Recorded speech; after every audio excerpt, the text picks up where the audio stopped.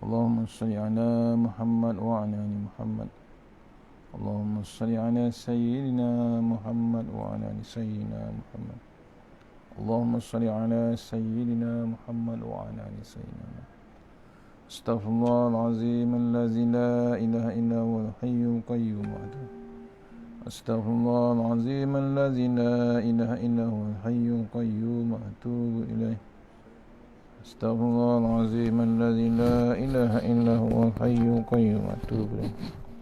استغفر الله العظيم الذي لا إله إلا هو الحي القيوم وأتوب إليه. أعوذ بالله من الشيطان الرجيم. بسم الله الرحمن الرحيم. لقد جاءكم رسول من أنفسكم عزيز عليه ما عنتم حريص عليكم بالمؤمنين رؤوف رحيم. فإن تولوا فقل حسبي الله لا إله إلا هو توكلت ورب العرش العظيم. ومن يتق الله يجعل له مخرجا ويرزقه من السدى يحتسب ومن يتوكل على الله فهو حسبه إن الله بالغ قد جعل الله لكل شيء قدرا. بسم الله الذي لا يضر مع اسمه شيء في الأرض ولا في السماء والسميع العليم. بسم الله الذي لا يضر مع اسمه شيء في الأرض ولا في السماء والسميع العليم. بسم الله الذي لا يضر مع اسمه شيء في الأرض ولا في السماء والسميع. بسم الله الذي لا يضر مع اسمه شيء في الأرض ولا في السماء والسميع العليم. بسم الله الذي لا يضر مع اسمه شيء في الأرض ولا في السماء والسميع العليم. حسبنا الله ونعم الوكيل نعم المولى ونعم النصير ولا حول ولا قوة إلا بالله العلي العظيم. حسبنا الله ونعم الوكيل نعم المولى ونعم النصير ولا حول ولا قوة إلا بالله العلي العظيم. حسبنا الله ونعم الوكيل نعم المولى ونعم النصير ولا حول ولا قوة إلا بالله العلي العظيم. حسبنا الله ونعم الوكيل نعم المولى ونعم النصير ولا حول ولا قوة إلا بالله العلي العظيم. حسبنا الله ونعم الوكيل نعم المولى ونعم النصير ولا حول ولا قوة إلا بالله العلي العظيم. Assalamualaikum warahmatullahi wabarakatuh. Alhamdulillahirabbil wassalatu wassalamu ala asyrafil mursalin wa ala alihi washabihi ajmain. A'udzu billahi minan nar min syarri kuffar min ghadabil jabbar wal 'izzatu lillahi war rasulin. Allahumma ghnina bi halalin haram wa bismika Allahumma ya daim ya hayyu ya fardu ya wit ya ahad ya samad. Allahumma shalli ala Muhammad wa ala ali Muhammad. Bismillahirrahmanirrahim. Bismillah ma sya'allah la yasuqu ya Allah. Bismillah ma sya'allah la yasrifu suwa ya Allah. Bismillah ma sya'allah man kana min ni'matin fa min Allah. Bismillah ma sya'allah la ya'ti bil hasanati illa Allah. Bismillah ma sya'allah la hawla wa la quwwata illa billahil aliyyil azim. Rabbi israh li sadri wa yassir li amri wa tammin lisani yafqahu qawli. Fa ya ibadallah ittaqullah usikum wa iyaya taqullah faqad fazal muttaqun. Allah ta'ala inna hikmataka wa ansur alaina min hazamitika ya arhamar rahimin. Allahumma as'aluka ridhaka wal jannah wa na'udzubika min sakhatika. Amin ya rabbal alamin. Alhamdulillah, jumpa lagi untuk pengisian subuh kita pagi ni online, terus ditujukan pagi ni untuk surau Ar-Raudah Taman Tropika insya-Allah. Mohon share pada sahabat-sahabat sambil kita baca Al-Fatihah. Bismillahirrahmanirrahim. Ya kan.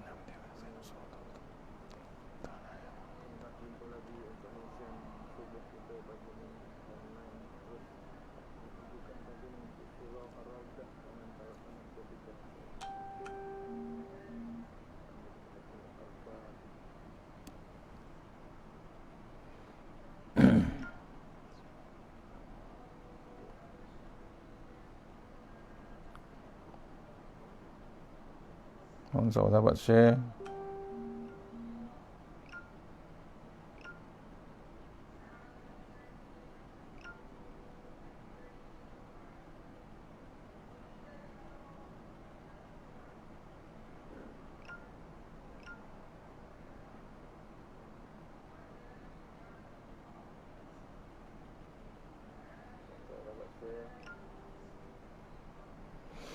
InsyaAllah kita sambung terus kitab Tuan Guru Tafsir Al-Quran Surah Hud ayat 113.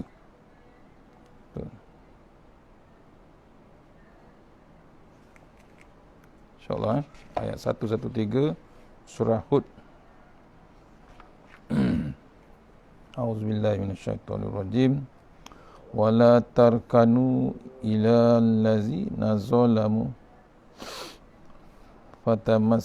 fatamassakumul nar wa ma lakum min dunillahi min awliya summa la tunsurun. Sadaqallahul azim. Ayat 113 surah Hud, yang bermaksud, janganlah kamu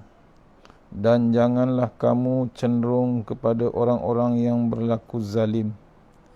Maka yakni kalau kamu berlaku juga kemudian demikian, api neraka akan membakar kamu, sedang kamu tidak ada sebarang penolong pun yang lain daripada Allah Ta'ala. Kemudian dengan sebab kecenderungan kamu itu, kamu tidak akan mendapat pertolongan. Surah Hud ayat 113. Kita diingatkan pagi ini ayat 113, janganlah kamu cenderung kepada orang-orang yang berlaku zalim. Maka yakni kalau kamu berlaku juga demikian, api neraka akan membakar kamu, sedangkan kamu tidak ada sebarang penolong. Tak ada siapa yang nak tolong kecuali Allah Subhanahu wa ta'ala. Kemudian yakni dengan sebab kecenderungan kamu itu, kamu tidak akan mendapat pertolongan. Bila cenderung sangat nak buat maksiat, ingkar perintah Allah Ta'ala, tiada siapa nak menolong kita besok di akhirat. Wala tarkanu ilal ladzina zalamu. Jangan sekali-kali kamu cenderung kepada orang yang zalim, bagi yang bersifat lebay. Kata Tok Guru ni, kitab Tok Guru, bagi siapa yang bersifat lebay, larangan terhadap mereka adalah la tadghaw, jangan melebihi sangat. Sementara lebay yang berjiwa lemah, larangan terhadap mereka adalah la tarkanu, jangan menuruti orang lain. Kalau kita tengok ada orang yang jahil, yang berakidah salah dan bermaksiat kepada Tuhan, kepada Allah Ta'ala, maka tidak boleh sekali-kali kita membiarkannya duduk berterusan dalam keadaan salah. Kita mesti mengajaknya duduk berterusan dalam keadaan salah. Jangan kita biarkan duduk berterusan dengan keadaan bersalah. Kita mesti mengajaknya berubah. Pergi ke rumahnya, bercakaplah dengannya, ajaklah dia makan nasi dan berkawanlah dengannya. Tapi jangan sekali-sekali kita bersetuju hati ataupun berkasih mesra dengannya. Kita kena berapat-rapat dengan orang yang membuat kekacauan atas dasar kasihan kepadanya. Kerana kalau dibiarkan begitu akan menyebabkan masuk ke dalam neraka. Oleh yang demikian, tujuan kita untuk berapat-rapat dengannya adalah untuk memautkannya kembali dalam Islam. Itu sebenarnya. Satu lagi, kita berapat-rapat dengannya bukan atas dasar kasihan, tetapi disebabkan rasa sayang kepadanya. Rapat cara inilah yang Tuhan larang kerana kita condong kepada orang yang zalim. Berbeza jika berapat-rapat dengan tujuan untuk berdakwah. Ada tujuan sebenarnya yang diajarkan dalam ayat ini, yang diingatkan dalam ayat ini. Jangan kita condong dengan orang-orang yang zalim. Jangan biarkan diri kita condong dengan orang zalim, kecuali tujuan kita untuk berdakwah dengan dia, untuk menarik dia keluar daripada bab kezaliman. Fatamassakumun nar, menyebabkan api neraka membakar, yakni menyambar kamu. Jangan sekali-kali kamu condong dan sayang kepada orang zalim. Kalau kamu buat juga, kamu akan disambar neraka, bertepuh ataupun bersentuh api neraka. Merupakan bahasa istana, bertepuh ataupun bersentuh. Padahal neraka bukanlah jenis yang bertepuh, tetapi jenis yang membakar. Serupa kita lihat orang makan nasi dengan lahap, iaitu jenis yang makan bertabur-tabur, merata. Kita katakan kepadanya, sudilah menyamah sedikit nasi. Kita berbahasa sedikit dengannya sebagai merli perbuatannya yang makan bertabur-tabur. Itu. Walaupun api ini jenis yang membakar, tetapi Tuhan tidak kata api ini akan membakar kamu. Sebaliknya Tuhan kata api ini akan bertepuh, akan sentuh sedikit dengan kamu. Wa ma lakum min dunillahi min awliya, kamu tidak akan berjumpa penyokong ataupun kawan utama selain daripada Allah. Kalau kamu tetap pergi mencari kawan utama selain daripada Allah Ta'ala, maka summa la tunsorun, kamu tidak akan diberi bantuan, kamu tidak akan diberi pertolongan sepenuhnya. Waktu kita hidup, kita bergantung dengan makhluk yang lain, kita tidak bergantung dengan Allah Subhanahu Wa Ta'ala. Payah kita besok di akhirat. Pasal apa? Yang akan menolong kita Allah Subhanahu Wa Ta'ala. Bukan ibu kita, bukan ayah kita, bukan adik-beradik kita, bukan kerabat kita.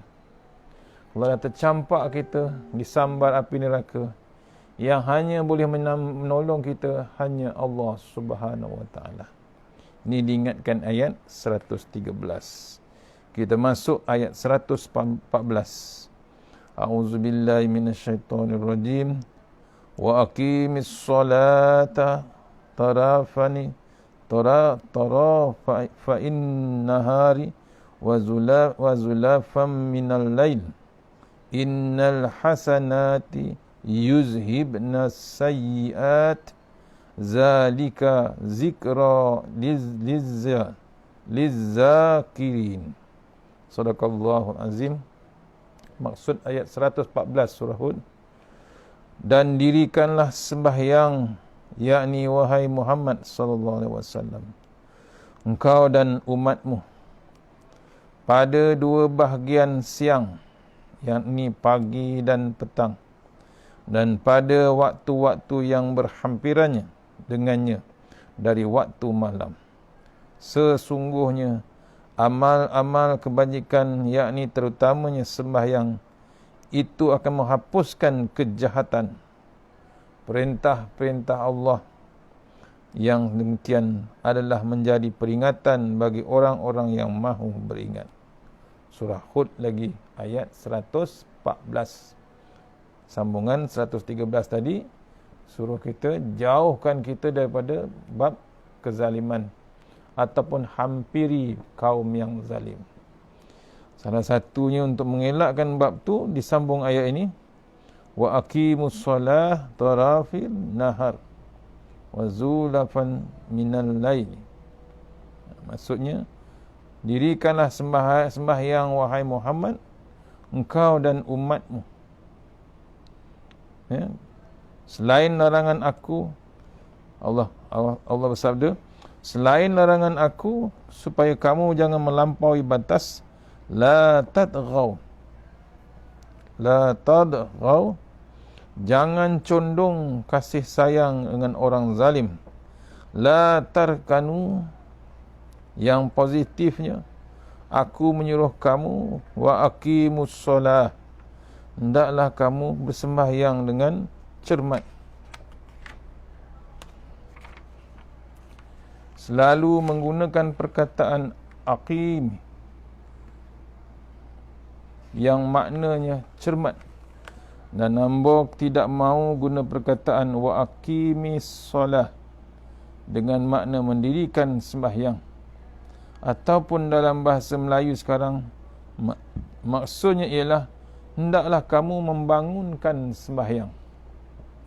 Sebagaimana slogan yang kita sebutkan perkara sekarang ini, membangunkan bersama Islam. Ni ya, pengertian perkataan. Kata Tok Guru, ya, selain larangan Allah supaya kamu jangan melampaui batas, la tatghaw, jangan condong kepada yang zalim, orang yang zalim.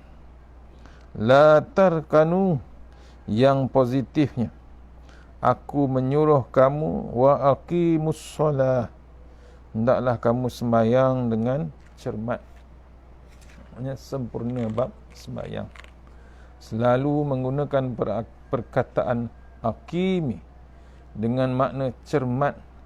Dan guru kata, hamba tidak mahu guna perkataan wa aqimis solah dengan makna mendirikan sembahyang, ataupun dalam bahasa Melayu sekarang maksudnya hendaklah kamu membangunkan sembahyang.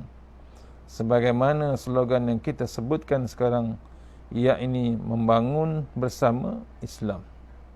Membangun bukan saja bermakna berdiri tegap, tetapi bergerak dari tahap yang paling bawah ke tahap yang paling tinggi. Begitu juga dengan sembahyang.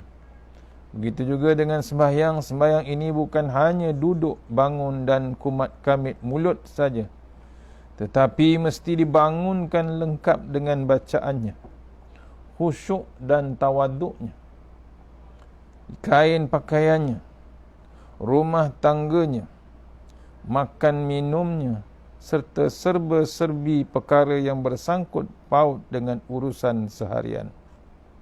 Kalau orang yang bersembahyang masih menggunakan barang dan duit yang haram, bermakna dia tidak bersembahyang dengan cermat, kerana sembahyang itu sendiri adalah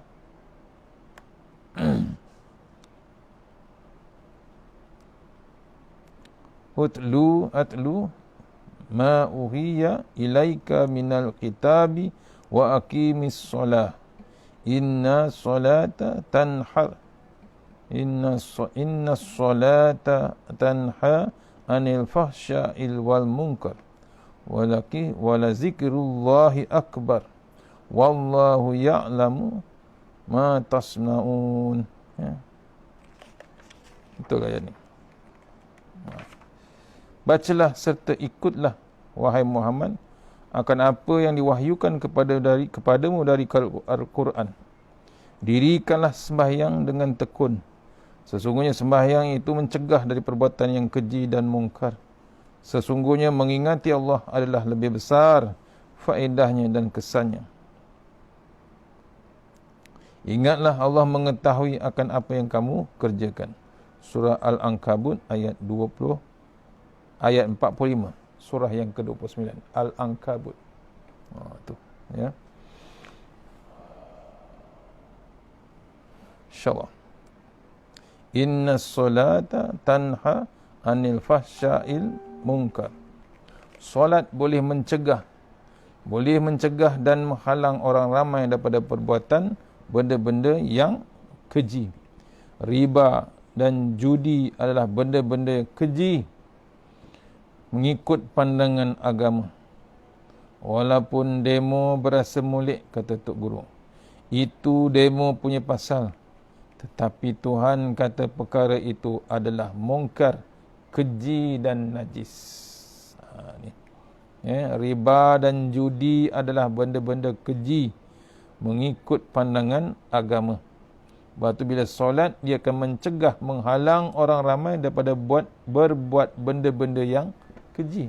Tu solat yang sebenar-benarnya.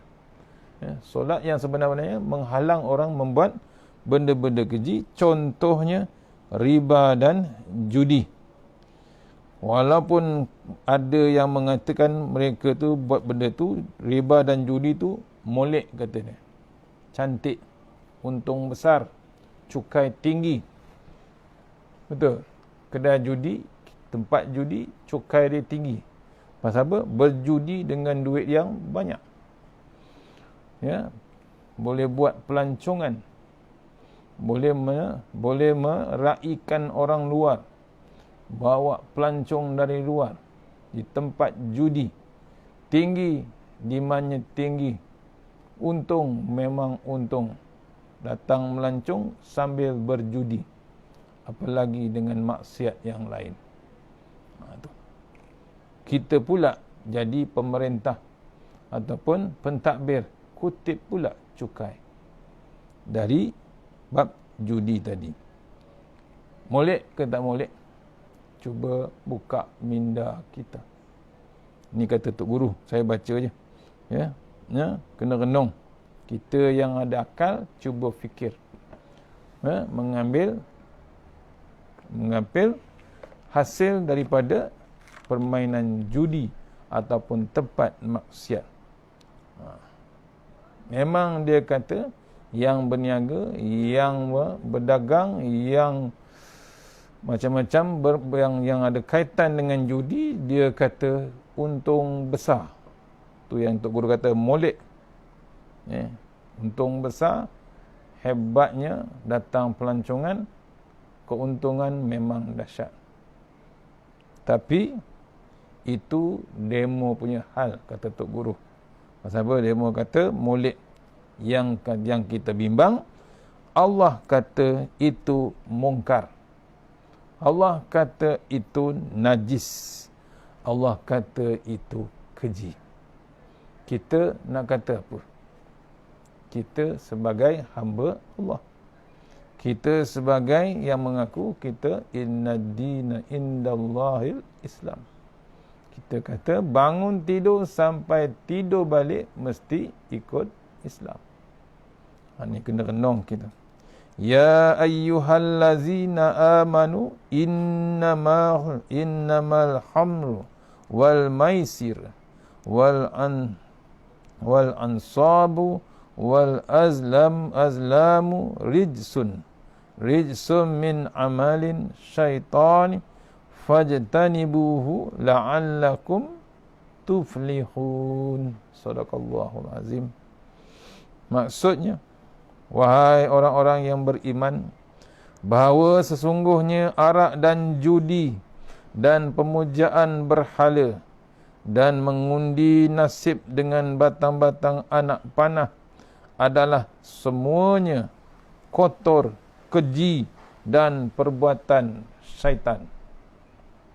Oleh itu, hendaklah kamu menjauhi supaya kamu berjaya. Surah Al-Ma'idah ayat 90. Ini bukan saya kata, ini saya baca daripada ayat Al-Quran. Tafsiran Tuan Guru Abdul Aziz Nikmat. Maksudnya, Allah panggil kita, wahai orang-orang yang beriman. Nampak? Allah panggil tu sayangnya amat sangat. Dia tak panggil kita, dia tak panggil kita Yong, dia tak panggil kita bro. Dia panggil wahai orang-orang yang beriman. Sayangnya Allah Ta'ala memujuk kita. Panggil kita sebagai orang yang beriman. Diceritakan, dijelaskan sini Allah Ta'ala bahawa sesungguhnya arak dan judi dan permujaan berhala dan mengundi nasib dengan batang-batang anak panah adalah semuanya kotor, keji dan perbuatan syaitan. Oleh itu hendaklah kamu jauhinya supaya kamu berjaya. Nak berjaya, kena tinggalkan judi, kena tinggalkan puja berhala, kena tinggalkan arak. Mohon tuan-tuan, ini bukan saya kata, ni surah Al-Ma'idah. Tak lama lagi My Quran Time pun akan kata juga. Ya, belum sampai Al-Ma'idah. Dah ke belum? Belum. Ya, surah yang kelima. Maksudnya dalil yang kuat. Berhentilah bab judi, berhentilah bab arak.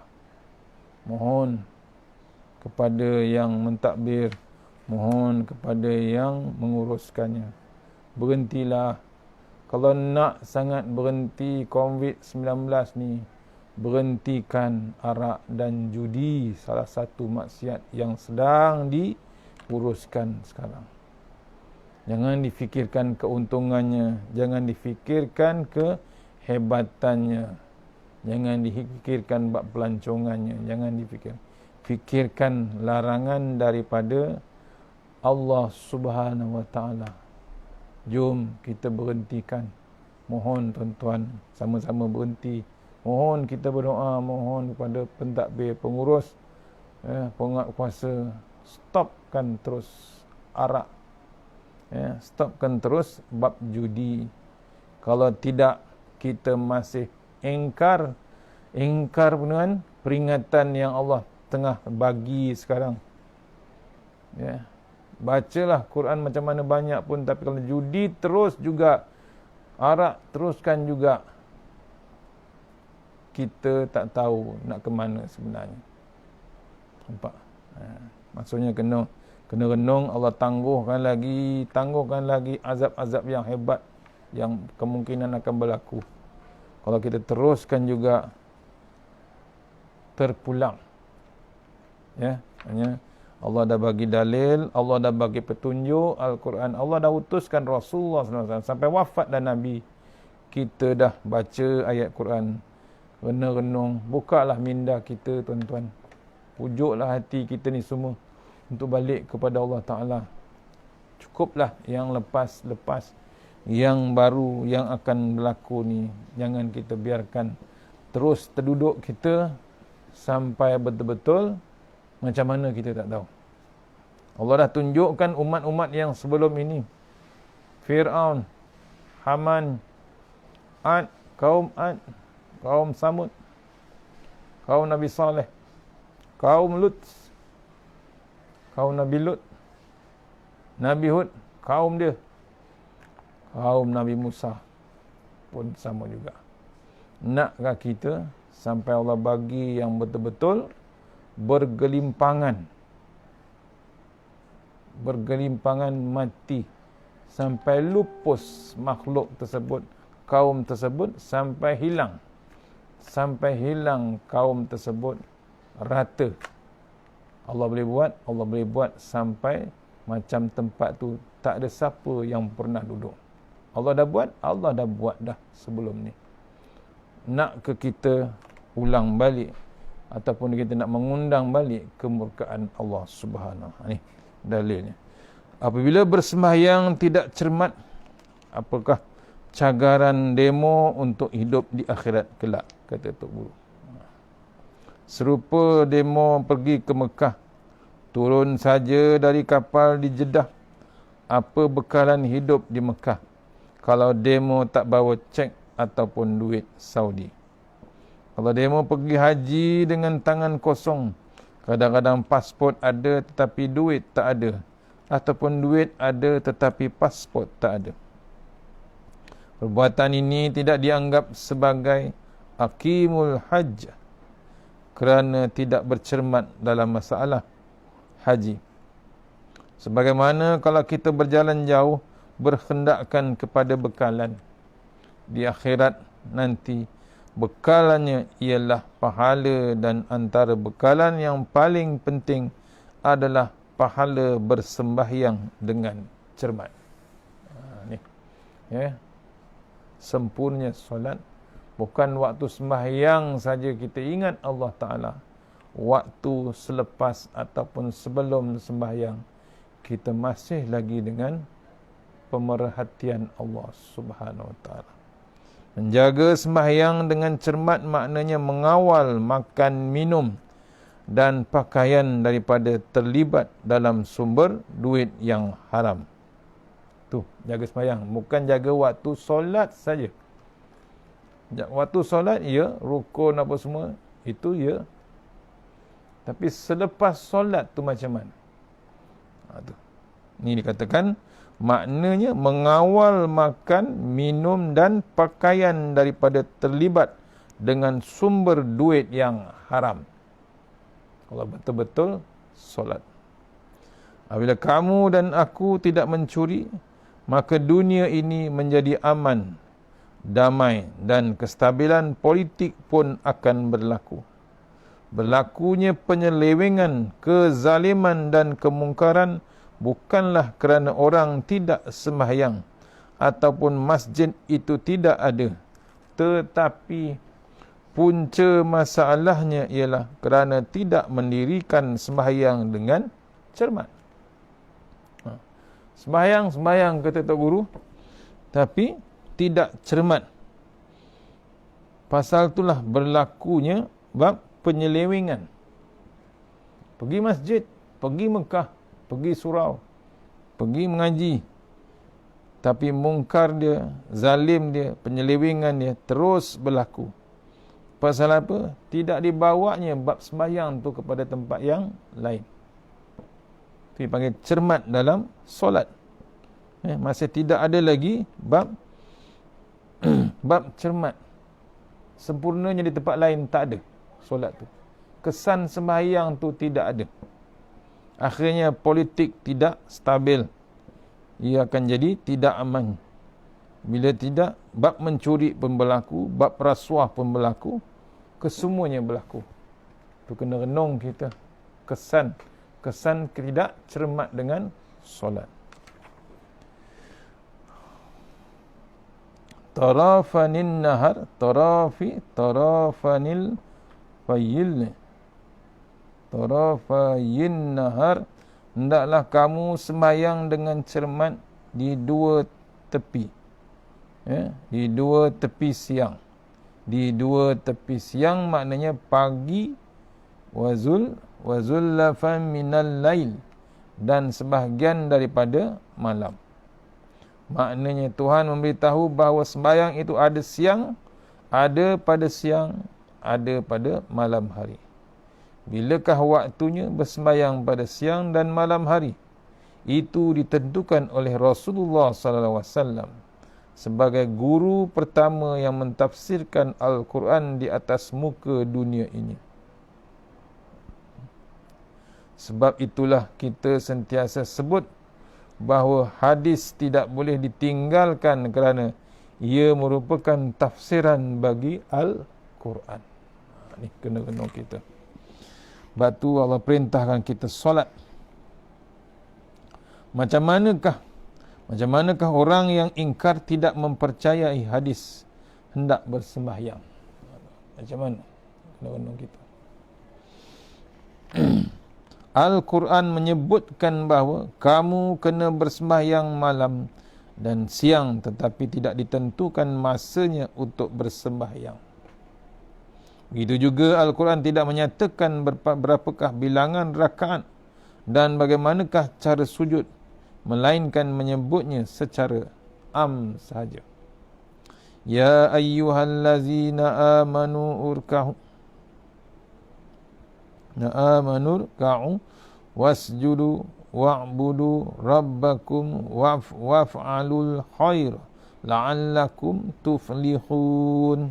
Wahai orang-orang yang beriman, rukuklah serta sujudlah, yakni mengerjakan sembahyang, beribadatlah kepada Tuhan kamu dengan mentauhidkan, serta kerjakanlah amal-amal kebajikan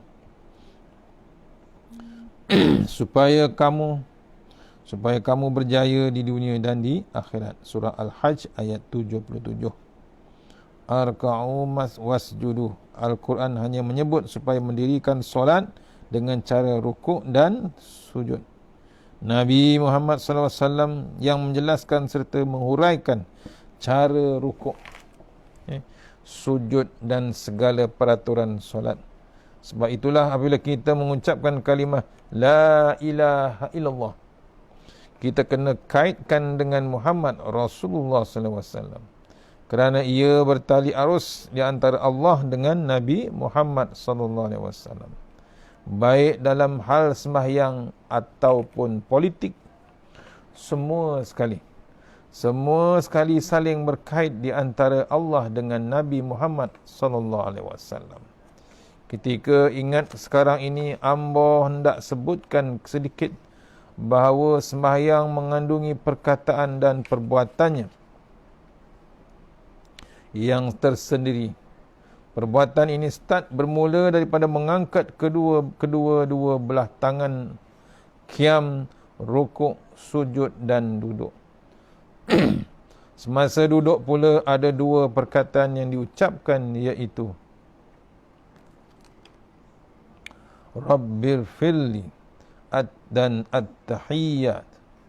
Selepas al-tahiyyat pertama, barulah disambungkan dengan rakaat berikutnya, kalau sembahyang itu jenis 3 atau 4 rakaat. Alim ulama kita menyebutkan bahawa perbuatan-perbuatan dalam sembahyang seperti mengangkat tangan, berdiri, rukuk, sujud dan duduk merupakan himpunan sejarah manusia dalam melahirkan rasa khusyuk, tawaduk dan tazallulnya, iaitu rasa kehinaan kepada sesama manusia. Sebelum manusia ke zaman dahulu, di zaman dahulu tahu menyembah Tuhan. Mereka terlebih dahulu menyembah orang kaya kerana mereka tengok rezeki seolah-olah berada pada tangan orang kaya. Mereka juga menyembah orang kuat kerana mereka lihat tubuh badannya sedap, pisau parangnya tajam dan bedilnya meriamnya banyak. Di samping itu, mereka juga menyembah manusia yang berpengaruh dan mulut masin. Banyak cara yang dilakukan manusia ketika mereka menyembah. Ada yang mengangkat dua belah tangan, ada yang berdiri lurus tegap, ada yang dengan cara rukuk dan ada juga dengan cara sujud. Jadi Allah Ta'ala merintahkan manusia Muslim, iaitu umat Nabi Muhammad, supaya segala sifat perbuatan yang penuh pernah manusia lakukan sesama mereka dahulu, kini dilakukan hanya untuk dia sahaja. Jangan mengangkat dua belah tangan untuk menyembah manusia. Sebaliknya, angkat tangan hanya kepada aku, kata Allah Ta'ala.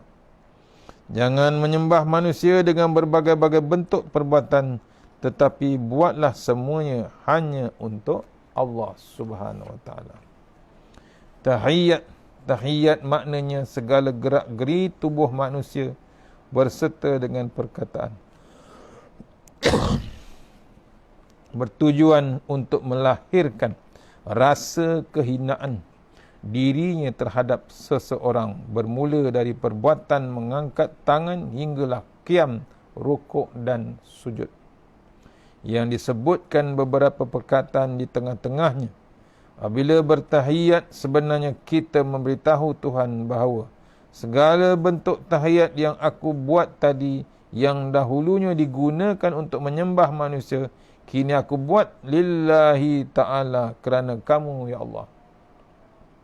Sebab itulah dalam solat al-tahiyyat diletakkan di hujung segala bentuk tahiyat sebelum kita memberi salam.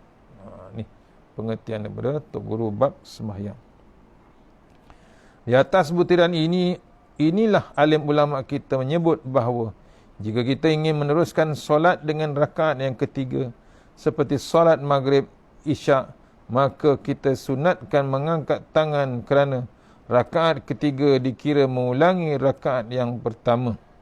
Kenapa al-tahiyyat tidak dilakukan selepas rakaat pertama? Kenapa al-tahiyyat dibuat selepas rakaat kedua, sedangkan rakaat yang kedua itu mengulangi rakaat yang pertama? Kita tidak dapat menjawabnya dengan jelas kerana perkara ini tidak disebutkan dalam hadis Al-Quran. Hadis dan Al-Quran.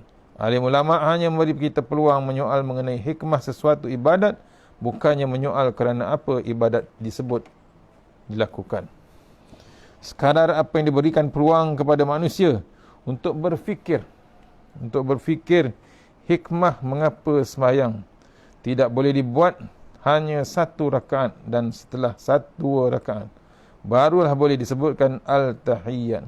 Kerana satu rakaat dikira tidak habis lagi, makhrajnya untuk manusia menyembah Tuhannya. Timbul pula masalah kitab-kitab fikah, boleh atau tidak sembahyang witir hanya 1 rakaat. Para alim ulama, khususnya mazhab kita Syafi'i, menyebut tidak boleh bersembahyang hanya 1 rakaat. Sebab itulah di dalam mazhab Syafi'i, solat witir dilakukan sekurang-kurangnya 3 rakaat, iaitu 2 rakaat kemudian diikuti dengan 1 rakaat. Jadi kalau kita biasa pada waktu tengah hari dan sebelah petang, artinya kita tidak sedang mendidik dan mentadbiyah diri untuk berabdi kepada Allah Ta'ala. Kalau boleh perkara-perkara tersebut, kata Tok Guru, perlu diperlebarkan dan diulang-ulang banyak kali dalam bentuk yang dapat dimengertikan oleh masyarakat, supaya masyarakat insya-Allah tidak lagi menghinakan dirinya sesama makhluk, sama ada makhluk yang berbentuk orang ataupun duit.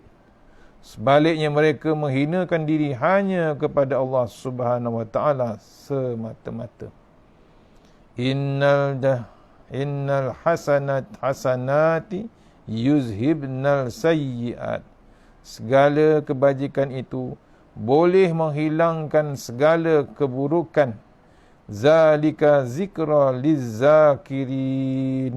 Itulah peringatan bagi orang-orang yang beringat.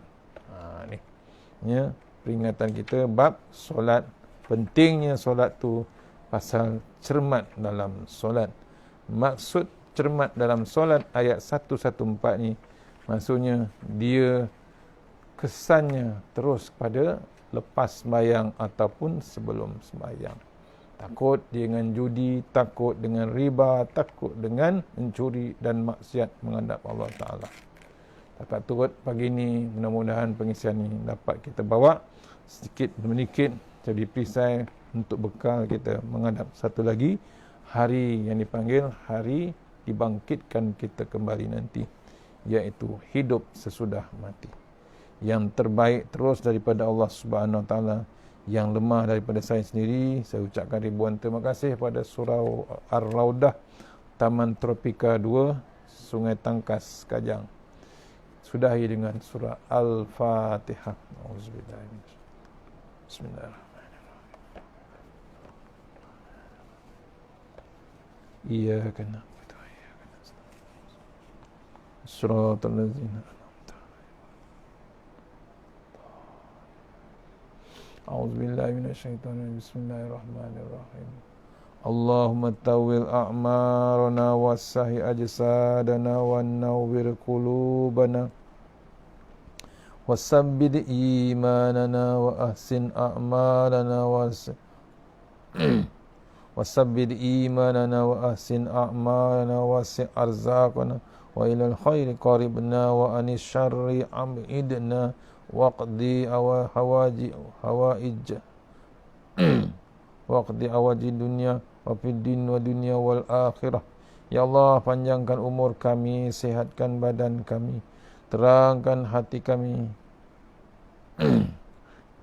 terangkan hati kami, tetapkan iman kami, elokkan amalan kami, luaskan rezeki kami, dekatkan kami kepada kebajikan, jauhkan kami daripada kejahatan, tunaikan hajat kami.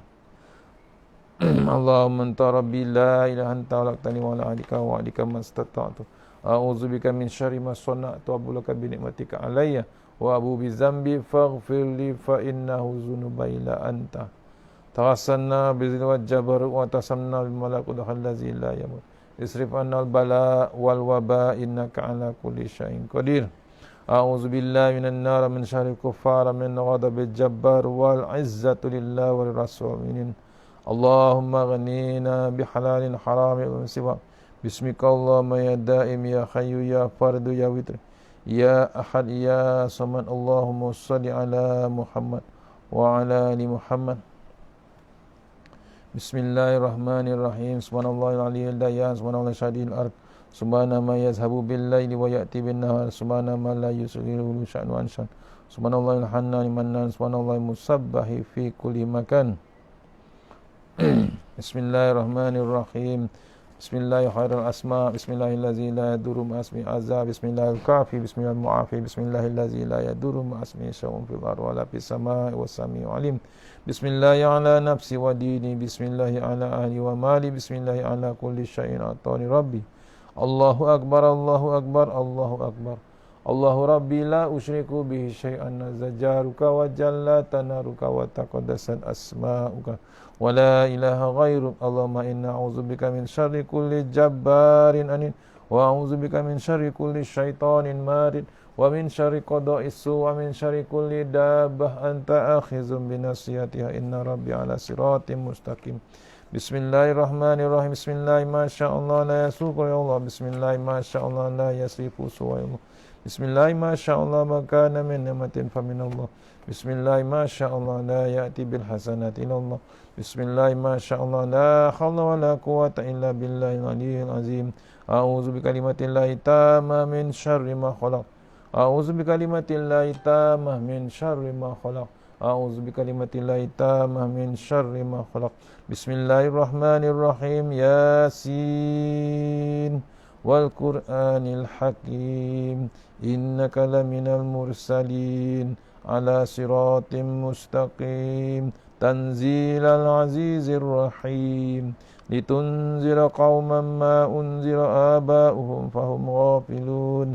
Laqad haqqal qawlu ala aksarihim fahum la yu'minun. Inna ja'alna fi a'naqihim aghlalan fahiya ilal azqani fahum muqmahun. Wa ja'alna min bayni aydihim saddan wa min khalfihim saddan fa aghshaynahum fahum la yubsirun. Sadaqallahul azim. Syahati wujuh, syahati wujuh, syahati wujuh, syahati wujuh, syahati wujuh, syahati wujuh, syahati wujuh. Rabbana atina fid dunya hasanah wa fil akhirati wa qina azabannar wa qina azabannar. Wa sallallahu wa sallam alhamdulillahi rabbil alamin. Alhamdulillahi rabbil alamin. Sekian, insyaallah jumpa lagi. Mudah-mudahan bisa dapat kita bawa kepada Allah Ta'ala insyaAllah. Terima kasih pada surau Ar-Raudah Taman Tropika 3. Assalamualaikum warahmatullahi wabarakatuh.